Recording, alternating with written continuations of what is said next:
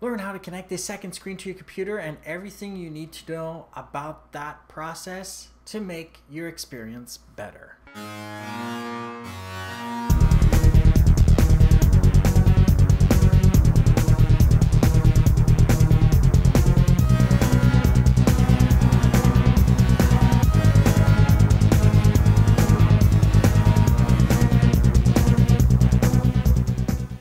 This is TQA Weekly. I'm your host, D. Smith, aka Z-Axis. And the RSS blackout on TQAweekly.com has been fixed. You're welcome, and I'm sorry. And today we're going to be talking about multiple monitor setups, which is going to be a pain in the neck for some people, but I'll try to make an expert out of all of you, even though some vendors don't necessarily tell you everything you need to know about this topic. So let's start off with your screens. So whether you want to go 2 or 3 screens, you really should be using the same make and model of every single screen, using exactly the same native resolution for each of the screens. The cables on the backs that you're going to be plugging to your computer should be identical, and this is to have the same color temperature, to have the same resolution, to have the same sharpness of image, basically to have the same everything throughout. There's nothing more annoying than having a cold color screen in front of you and 2 warm ones on either side.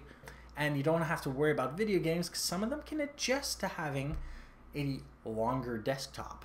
So besides that, what else do we need to look at? So besides the cable and the native resolutions and the same color temperature, the graphics card. If you're going to be running a graphics card that has less than 512 megabytes, I'm sorry, this ain't going to work for you, and you'll achieve artifacting and a frame rate loss not worth your time in video gaming. Word processing, fine. Programming, fine. You can do some graphic design with that. But you really can't do very much more than that, since 512 megabytes for some of our operating systems is still a little low.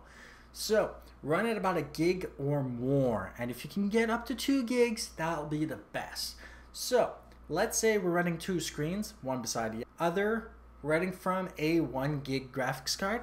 It's the equivalent of having two 512 megabyte graphics cards, only with a slower processor.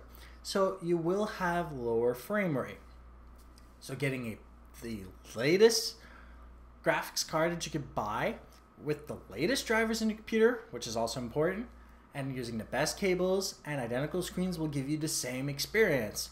So get yourself the latest graphics card you can, if you can of course, or at least update the graphics driver inside your graphics card. Now, the market from ATI and NVIDIA, basically their specifications for most graphics cards are 2 outputs. They can have 16 billion outputs on the back, but most of the time there are only 2 active at the same time. And Windows can tell when there's more than 1 plugged in, even if you have all of them occupied, but doesn't necessarily let you connect past the second one.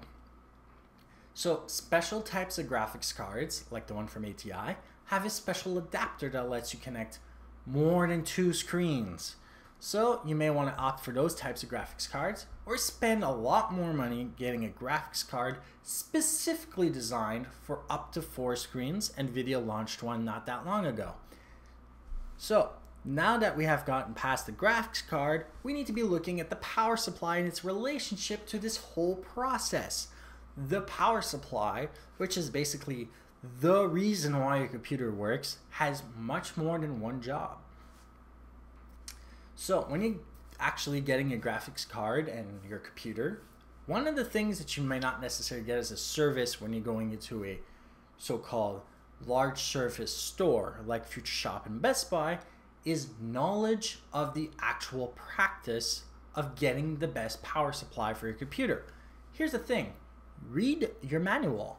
Your motherboard manual will actually stipulate what is the minimum amount of wattage you need for that specific computer. It will give you the wattage required for a full load, which means maxing out on all the optical and hard drives and all the USB ports and all the graphics cards and all the PCIe or PCI slots or whatever it has.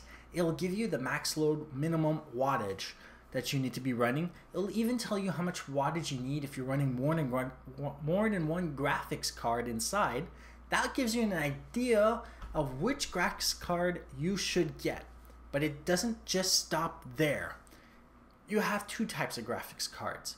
The one I don't want to touch, which is the cheap ones, that yes, you can get the same amount of wattage theoretically, that is the important part, theoretically out of those graphics cards. So like Foxconn. I had a Foxconn in my old computer. So let's get through this thing. One of these problems that I have with these theoretical ones, the cheap ones, is they'll do a whole chain of power supplies, test several, and then they'll rate the wattage based on that. That is not the power supply you want for this setup. Take that power supply and put it into a low value computer. Take yourself into a computer store, boutique, basically where you have people who know about these things, and get yourself a gaming quality power supply like OCZ, Thermaltake, Corsair. You want those power supplies. They're individually tested.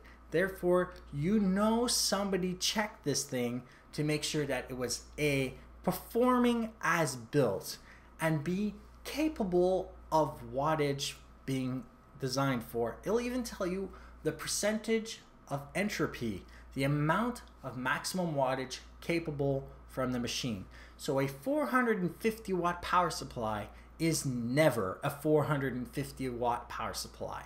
Achieving 450 watts on a 450 power supply means that you no longer have the extra power to power things like your fans on your GPU and CPU for your box and all that. It will sacrifice those things. You don't want that to happen. You can burn out your processor on your motherboard, which can blow out your motherboard if you're not careful, and you can burn out your graphics card, and since those pull so much power, they can literally destroy your computer. So running a professional power supply with more than enough wattage, especially following the indications in the manual for your motherboard, is the best practice that you should do to get the best performance out of your single or dual setup graphics cards to allow you to connect 2, 3, 4 computer screens at a time.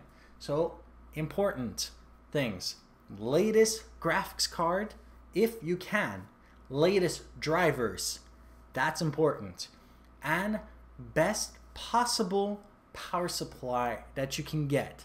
So you don't have to spend thousands of dollars, but spending twice the amount you would spend on a cheap one actually protects your investment by having something more stable, more able, and tested individually. So besides all this, what do? Well, now that we've checked all this, everything is theoretically set up, turn off your computer before connecting anything else to your computer. So turn off the computer, unplug it, put all your graphics cards that you may have added for bot to add into your computer while they're turned off and unplugged. Connect all the cables to the screens and the computer while all the devices are off. That way you don't short anything out. That way you don't electrocute yourself by accident.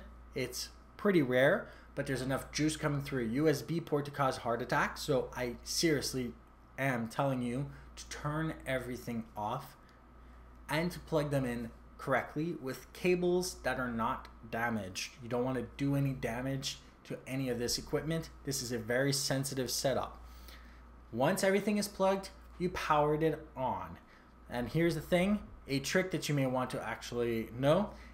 In my show notes at tqaweekly.com/se2ep44, you'll have the link to Microsoft's page that explains how to exactly, word for word, for XP, Vista, and Windows 7, how to set up the multiple monitor displays. But basically, the gist of it is, you go to control panel, you go into displays, you go to the settings panel, you turn on the second screen, you click identify to figure out which screen is which, it will put a big number in it, then you take the picture of the screen that may or may not be on the wrong side, and you click and drag it to the correct position.